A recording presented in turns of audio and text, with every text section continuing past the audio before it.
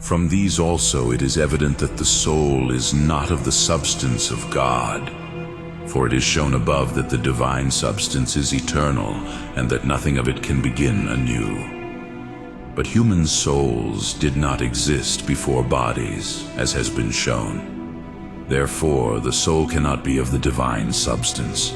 Further, it has been shown above that God cannot be the form of anything. Now the human soul is the form of the body, as has been shown. Therefore, it is not of the divine substance. In addition, everything from which something is made is in potentiality for that which is made from it. Now the substance of God is not in the power of anything, since it is a pure act, as was shown above. It is therefore impossible that the soul, or anything else, should be made from the substance of God. Still, that from which something is made is changed in some way. But God is absolutely immovable, as was proved above. It is therefore impossible that anything can be made of it. Further, in the soul, there is clearly a variation according to knowledge and virtue, and their opposites. But God is absolutely unchangeable, both by himself and by accident. Therefore, the soul cannot be of the divine substance. Again, it has been shown above that God is a pure act, in which no potentiality is to be found. But in the human soul is found both power and action, for in it is the possible intellect, which is the power for all intelligible things, and the active intellect, as is clear from what has been said above. Therefore, the human soul is not of the divine nature. Again, since the divine substance is absolutely indivisible, nothing of its substance can be a soul unless it is the whole of its substance. But it is impossible for the divine substance to be but one, as was shown above.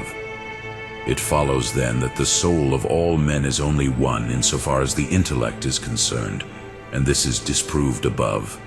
Therefore the soul is not of the divine substance. Now this opinion seems to have proceeded from a threefold source. For some have held that there is no incorporeal substance, whence they said that the most noble of bodies was God, whether this was air or fire, or whatever else they posited as the principle. And of the nature of this body they said that it was the soul, and so it followed that the soul is of the divine substance. And from this root sprouted the position of the Manichaeans, who thought that God was a kind of corporeal light spread over infinite spaces, of which he said that a certain particle was the human soul.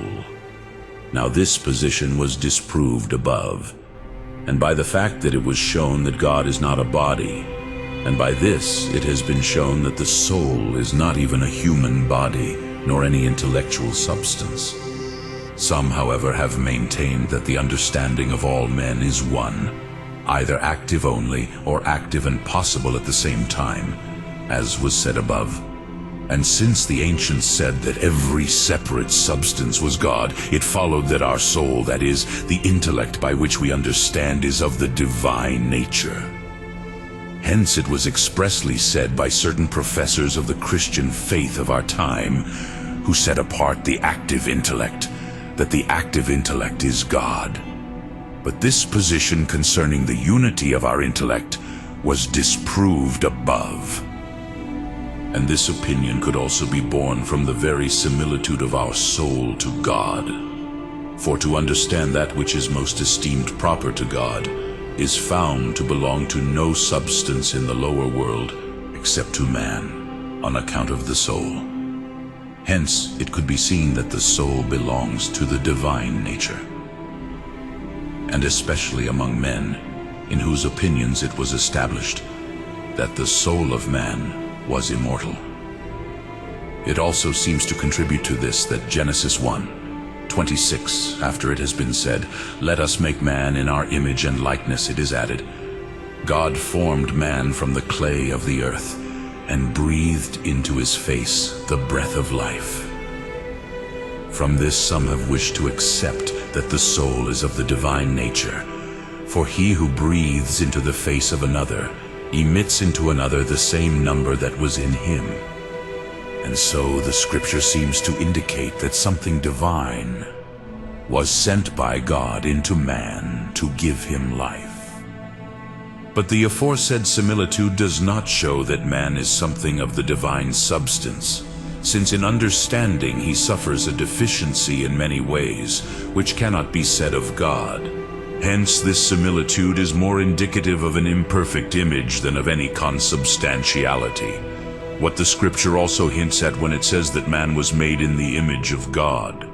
Hence also the aforesaid inspiration shows the process of life from God into man according to a certain likeness, not according to the unity of substance. For this reason the spirit of life is said to be breathed into the face, because since in this part of the body the organs of several senses are situated, life is more evidently shown in the face itself.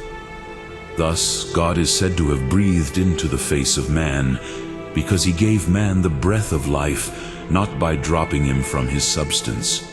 For even he who blows bodily into someone's face